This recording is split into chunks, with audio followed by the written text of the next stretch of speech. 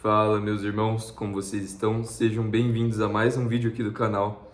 E hoje eu vou finalmente terminar com vocês Mateus 11 e dar uma pausa depois nessa série de Mateus para poder trazer outros conteúdos, talvez a carta de Romanos, voltar com Jó, Eclesiastes, Provérbios. Então, é basicamente isso, só para melhorar a dinâmica. Mas literalmente esse final é muito bom. E depois eu vou falar mais duas letras aqui do Salmo 119. E é basicamente isso por esse vídeo. Então já peço que deixem seu gostei, que quem for novo se inscreva no canal e agradeço pela presença de todos vocês. Então, meus irmãos, aqui a partir do versículo 25, o que o Messias fala, né? Sobre o jugo. Então, ele disse, naquele tempo, respondendo Jesus, disse: Graças te dou, ó Pai, Senhor do céu e da terra, que ocultaste estas coisas aos sábios e inteligentes e as revelaste aos meninos ou pequeninos. Sim, ó Pai, porque assim te aprouve. Todas as coisas me foram entregues por meu Pai, e ninguém conhece o Filho senão o Pai, e ninguém conhece o Pai senão o Filho, e aquele a quem o Filho o quiser revelar. Vinde a mim todos os que estáis cansados e oprimidos, e eu vos aliviarei. Tomai sobre vós o meu jugo e aprendei de mim, que sou manso e humilde de coração, e encontrareis descanso para as vossas almas, porque o meu jugo é suave e o meu fardo é leve. Então, esse é o trecho, olha que incrível. Então começa ele dando graças ao Criador, dando glória ao Criador, e nos mostrando que ele ocultou tais coisas, tais ensinamentos, a palavra do Criador de muitas pessoas, né? Assim como ele fala dos fariseus, vocês não entendem e nem podem entender as palavras de meu Pai, o porquê que eu sou o Messias. Então, simplesmente, tem pessoas que não têm a capacidade de compreender. Então, o Criador deu a alguns que compreendesse e a outros que não. E, principalmente, das pessoas arrogantes, das pessoas altivas, né? O Criador não gosta disso. Mas ele revelou aos pequeninos, aos humildes, aqueles que não eram desse mundo, né, que sofriam. E sim, ó Pai, porque assim te aprouve, ou seja, essa é a vontade do Criador e soberana. Então, não somos nós que escolhemos crer. Só isso já mostra, mais uma vez, a predestinação. Porque é o Criador que decide revelar para você a palavra dele. É Ele que te chama, que toca o seu coração, o seu espírito. O Espírito de Deus que faz isso. Então, bom, as pessoas podem achar que o Criador é injusto, falar que ele é ruim, mas assim, ele nos criou a todos nós, então se ele quis fazer dessa forma, porque dessa forma a glória é revelada, quem sou eu para criticar, certo? E todas as coisas foram entregues ao Messias pelo Pai, aqui ele diz, ou seja, assim como Paulo fala que todas as coisas lhe foram sujeitas, e finalmente quando o Pai que sujeitou as coisas a ele, né? Quando tudo tiver sido consumado, ou seja, quando esse mundo acabar, né? Depois do Armagedon, que é a batalha final, e aí esse mundo voltar a ser de Jesus, de Deus. Por quê? Porque as escrituras desse mundo, digamos assim, pertencem ao diabo, né? A partir do pecado de Adão foi dada a legalidade, é como se o diabo fosse o dono desse mundo, apesar de que o Criador está no controle. Então, dessa forma, o mundo jaz no maligno e o próprio diabo ofereceu a Jesus os reinos desse mundo, na tentação no deserto, em Mateus capítulo 4. Então, isso daqui não é heresia, é bíblico. E por isso que em Apocalipse, um versículo que eu gosto muito, muito, muito, fala aqui, ó, em Apocalipse 11 é falado quando, olha aqui, o sétimo anjo tocou a sua trombeta e houve no céu grandes vozes que diziam: os reinos do mundo vieram a ser de nosso Senhor e do seu Cristo, e ele reinará para todo sempre. Aleluia! Então, basicamente, os reinos desse mundo, eles estão, de certa forma, com o inimigo. Porque é da vontade do Criador, certo? Ele está separando os seus. Então, nós passamos por provações nessa terra, e os vencedores receberão a vida eterna. E faz parte, né? A gente não está nesse mundo só para ser feliz ou só para se divertir. Esse mundo faz parte, né? Tem as coisas boas, assim como em Eclesiastes fala, os dias bons e os dias maus. E os dias maus haverão de ser muitos, portanto lembrem-se deles. O que Salomão fala. Então, basicamente, todas as coisas foram sujeitas ao Messias. E quando tudo estiver sujeito a ele, o apóstolo Paulo diz, então ele também se sujeitará àquele que lhe sujeitou todas as coisas. Ou seja, o Messias também vai estar sujeito ao Pai para que todas as coisas estejam sujeitas ao Criador. Então, finalmente vai ter uma harmonia, digamos assim, porque no céu não vai ser da forma que é aqui na Terra, na qual a criação se rebelou contra o Criador. Os homens estão em rebeldia, em sua grande maioria, e até a nossa própria carne nos induz ao pecado. Então nós temos que estar constantemente nos esforçando, remando contra a maré da carne e desse mundo para permanecer no caminho estreito do Criador. Então é por isso que, se você segue Jesus, você sabe que você está seguindo, porque não é fácil. É uma coisa que exige um movimento meio que assim consciente, e que você tem que estar caminhando ali. Não é algo que você consiga fazer no automático, certo? Então, isso é interessante. E aí ele diz que ninguém conhece o Filho senão o Pai. Ninguém conhece o Messias verdadeiramente senão o Pai, a natureza dele, o poder dele. E ninguém conhece o Pai senão o Filho, e aquele a quem o Filho o quiser revelar.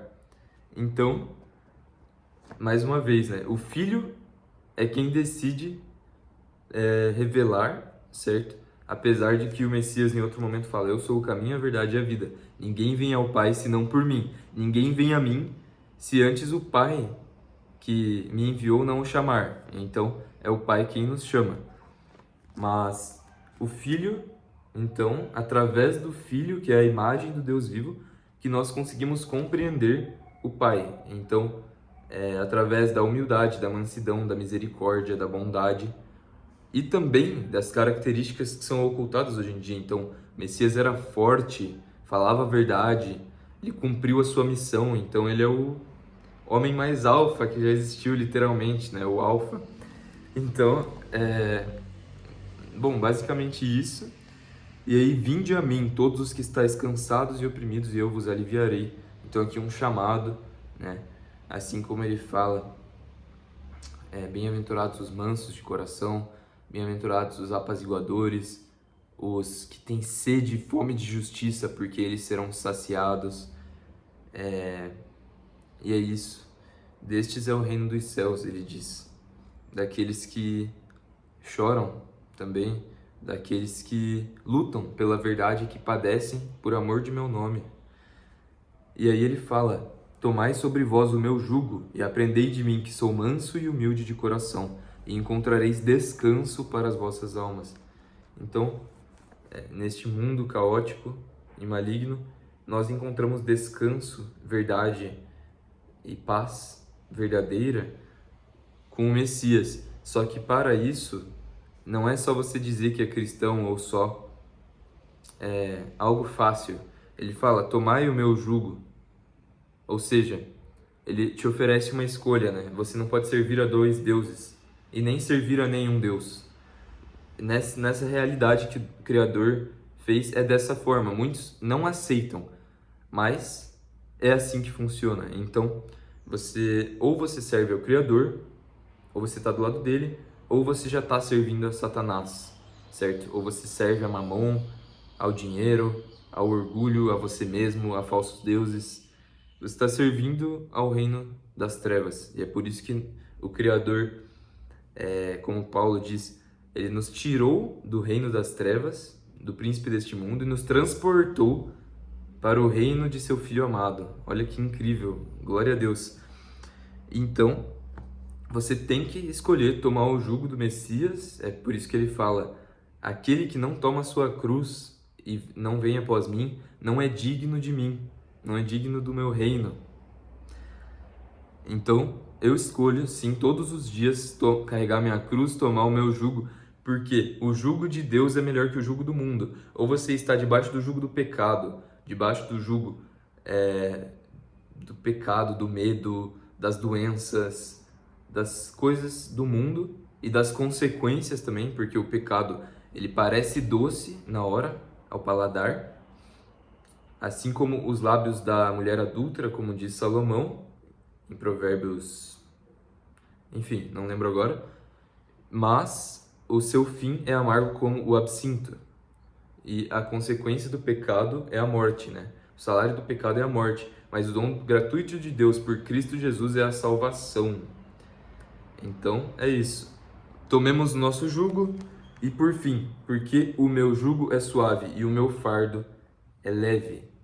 Então, assim, não importa o quão difícil seja, o quão você seja rejeitado pelo mundo, nós temos o Criador ao nosso lado, né? Então, obviamente, se existem os demônios e eles não querem que você vá para o céu, e se existem ímpios, pessoas que não são salvas, você acha que elas vão querer que você seja salvo?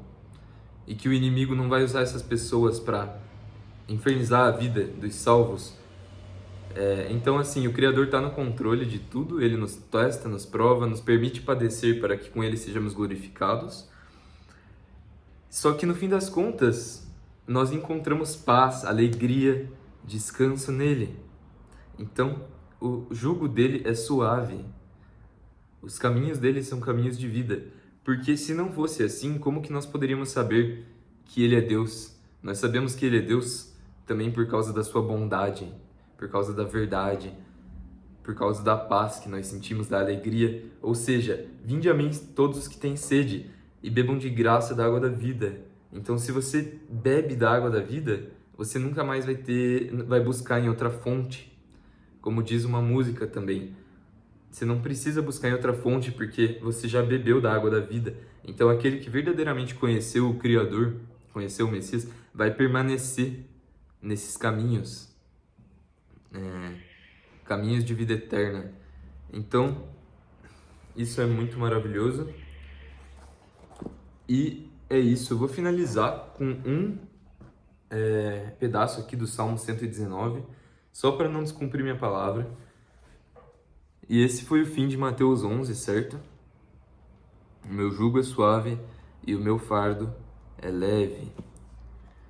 Então tomemos o nosso fardo todos os dias e vamos para cima, vencer esse mundo. As tuas mãos, agora Salmo 119, versículo 73, no Yud. As tuas mãos me fizeram e me formaram. Dá-me entendimento para que eu possa aprender os teus mandamentos.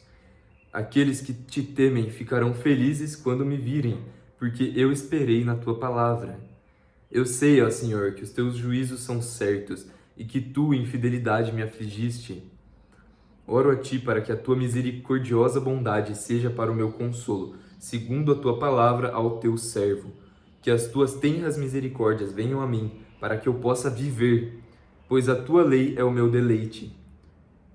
Que os orgulhosos sejam envergonhados, pois lidam perversamente comigo sem causa, mas eu meditarei nos teus preceitos. Voltem-se para mim aqueles que te temem e aqueles que te conheceram os teus testemunhos.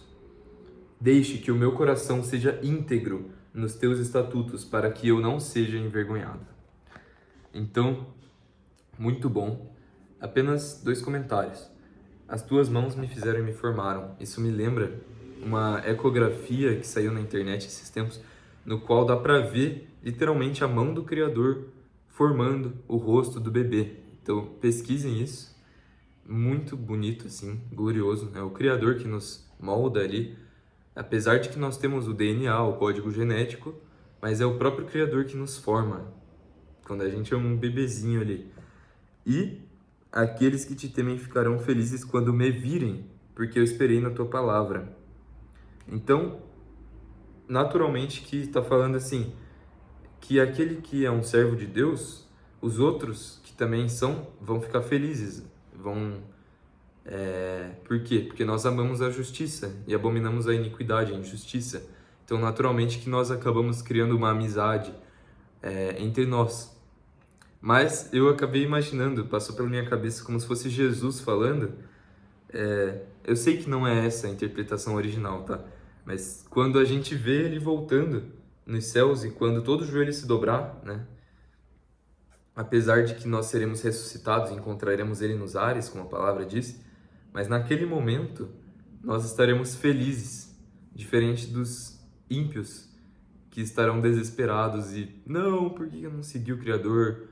E terão a consequência, né? Terão ali o desespero, a maior tristeza da história, porque eles vão perceber que era verdade o Messias e que eles não buscaram a verdade, não se arrependeram enquanto havia tempo. Então, é isso, meus irmãos, que o Criador vos abençoe grandemente, vos traga paz, amor e que vocês possam absorver essa palavra, a sabedoria contida nestes versículos.